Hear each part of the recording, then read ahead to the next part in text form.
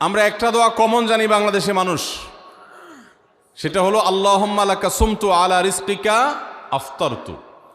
এটাও হাদিসে বর্ণিত হয়েছে, কিন্তু হাদিসের সনদ নিয়ে অনেকে কোনোটা নিয়ে আলাপ তুলেছেন, প্রশ্ন তুলেছেন। আল্লাহুম্মা লাকা সুমতু মানেই হলো, হে আল্লাহ, আপনার উদ্দেশ্য রোজা রেখেছি, ওয়া আলা রিজকিকা আফতারতু, এবং আপনার দেওয়া রিজিক দিয়ে ইফতার করেছি।